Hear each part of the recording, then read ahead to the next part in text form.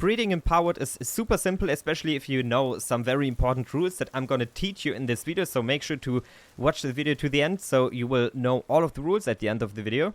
But first of all, what do you need for breeding? First of all, we need our breeding farm. You will learn that on level 19. Here we have the breeding farm. This is so as soon as you have this one, you will be able to breed. Then you will also need this cooking pot here, and you have to craft cake inside of it. So the ingredients are flour, red berries, milk, eggs, and honey. I will quickly explain to you how to get the single ingredients here. So basically, for the most of the ingredients, you will need a farm and some pals here. So first, a mozzarella for milk, a chickpea for eggs, and a bee guard for honey. Then you just have to go in there and collect the stuff if your paws are not collecting it. Here we go. And there we have milk and eggs. And also, very important to know, if you have some paws that are collecting your stuff, it may happen that they will put the ingredients here into the food box here. So it may happen that your paws are eating them, so make sure to put berries in the first slot or something that you have enough of. And then obviously wheat and berries you get from planting here. Very often you will also miss like one ingredient like milk or eggs, and then you can just go to a trader here and buy eggs, milk, red berries or wheat. Sadly doesn't have honey. That's very important, keep this in mind. So you always will need to farm honey by yourself, but if you're running out of milk, just buy it from the trader here. Just a small tip that I'm using very often here. Then if you have the ingredients, just go here and start the production. Then you will also need a very strong fire pole here, because the cake will take a while to craft. If you do it by your own, it will take decades. Let me show it to you real quick. You see there's almost, there is no progress. Very small progress now. But if we now take our Yomong-tide Ignis, you will see he will be much, much quicker than we could possibly be. There we go. Now you see it's going good. But he's also a very strong, cooker, I would say. So make sure that you probably have 2 cooking pots here, that you have 2 cakes running at the same time. Then after your cake is finished, you can just go ahead and acquire it. Very important, if you leave it in the cooking pot, nothing will happen. But if you pick it up, you will see a countdown here. And after the countdown is 0, it will spoil, so it will be gone. If you leave it in the cooking pot, this won't happen. And you can also use a cooler here. A cooler box, I think level 13 you need for that. And you can put it in here, and then you see, it's normally like 400 seconds or 200 seconds here right now. So you see you have much, much more time. Also, one option that you have, if you've built the breeding farm already, you can just go ahead and take the cakes and put it into the box here, and then it will also not spoil. It will take a few seconds, but you see the countdown is not going down. So right now, I don't know if this will be fixed, if this is a bug or not, but right now, this you can just put it in here. So in the next step, we will need 2 pals, 1 male and 1 female. First, I'm going to just explain to you how the breeding system works, and then I'm going to explain you how you breed specific stats. So now we need a male and a female. Let's take, for example, this chillet here. Then you spawn it and, no, you see they quickly running away sometimes. Yep. Then just lift it and carry it to your breeding farm here. And then just drop it in here and repeat the same with the other one. So there we go. And now if you have cake in your farm here, the breeding process will start. Very important. Sometimes it's a little bit buggy if you want to drop them in. At least right now, I think this will get fixed very soon. But sometimes you have to just put it in the pal box, get it out again a few times, because sometimes it's buggy. Also, they will keep breeding until there is no cake left. So as long as you have cake in your chest here, they will keep breeding. For example, here's a good example. We have tons of eggs here right now, and they will still keep breeding because there's still much more place where they can lay eggs on. So, but now let me explain to you the first very important rule or thing that you need to know. the passive skills. You can pass them on to their babies. For example, if we would breed our Sparkit now, there would be a good chance that our baby will have this passive skill. But it can also happen that the baby will have some completely new skills that no of the parents even had, some bad skills or something like that. But yeah, you can now take, for example, these two here, then there is a good chance that your baby will have Burly Buddy and Hydromaniac, but it can also very often happen that you will get some more stats or just one of the two skills here. So yeah, you can pass the skills on, but it's not guaranteed, and also not all of the skills at once, or not always, but there is a chance of also giving all skills to the baby. Here are some good combinations. For example, I have an Anubis here with Musclehead, Hooligan, Lucky, and Ferocious. So he's very strong in attack, as you can see. That's a very good breed from me here.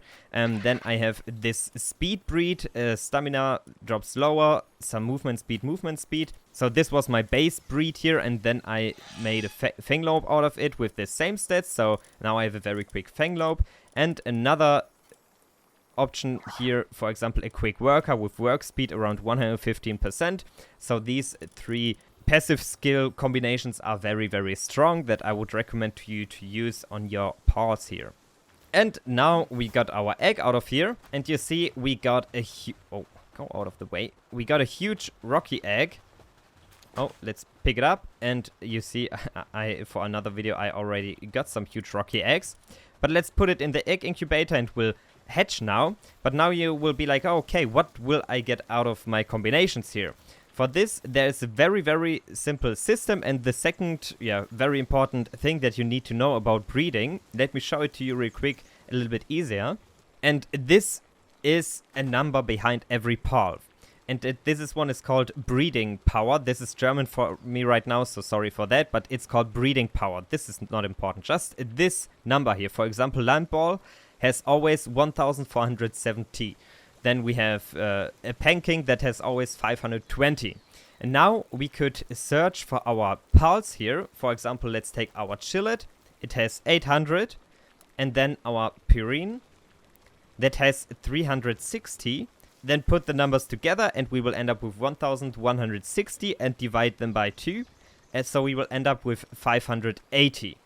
If we search now for 580, we will see, oh, okay, our Instagram Noct has this number, and theoretically, the PAL that you calculate will get out of the egg. If our number would be 420 now, the result of our calculation, we would get a Nightwing. This one is a special one because it's like a version of an Instagram, like 40B, as you can see, and so this doesn't count. So now the next closest number to 580 will be our PAL. We have 590, and we also have 570 on an Anubis here. And now we will go down to 570, and we will get an Anubis out of it. This is a little bit complicated if you just want to keep breeding very fast. So there's an easier strategy, just a calculator already out for that. So let's take, for example, here as a parent our Chillet and our Purine.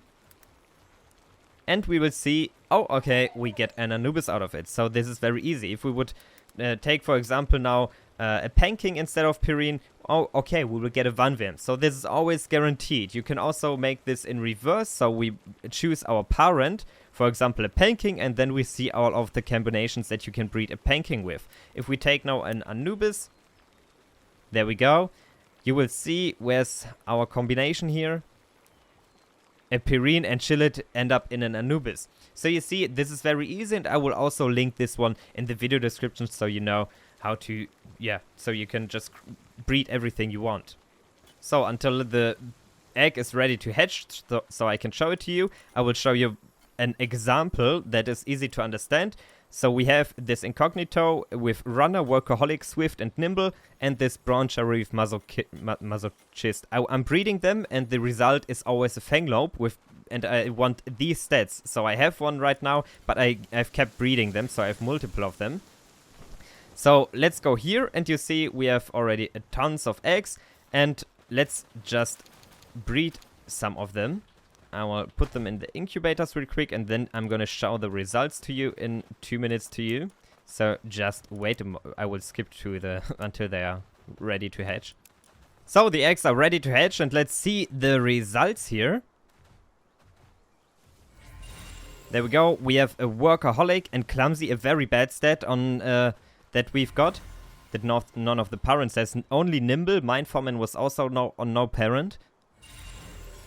Now we have swift, workaholic, and nimble, but brave is bad. So brave was no parent had brave. And now, for example, we have a perfect breed here. This is, by the way, very lucky right now. So sometimes you will need like 20-30 breeds until you get the one you want. And there we go, a workaholic nimble runner, and the last one is a workaholic and brave. And is our egg ready yet? No, in a few seconds. But now we have many fanglobes that we don't need, and for that you can just use the pal condensation menu. Choose the good one from your pals. For example, this one now, it has very good stats and it's a little bit leveled. And then go ahead and take the bad ones now and just put them in here. Because now we can, use them to make our good breed better here. As you can see, I don't have enough for now, but you see we would increase the max health, attack and defense. And we in the end, we can also increase, the farming stats. So keep this in mind. Don't throw them away or butcher them or sell them for low money. Just put them into the pal condensation and upgrade your very good pals. So it's always, even if you get a bad pal, it's worth it because you can use it in the pal condensation. And let's check if we've gotten Anubis out of here. I will skip real quick. So there we go. It's ready. Let's hatch it. And there we go. We got our Anubis with bad stats though, but yeah, as you can see, it's always guaranteed that you can calculate the pals, and now you know how to get your passive skills and the pal you want, and now you can start breeding and have fun with it. So if you have a topic on Palworld that you want to get a guide of, then make sure to write it into the comments so I can make a guide for you. And yeah, hopefully see you in my next video, and don't forget to subscribe. See ya!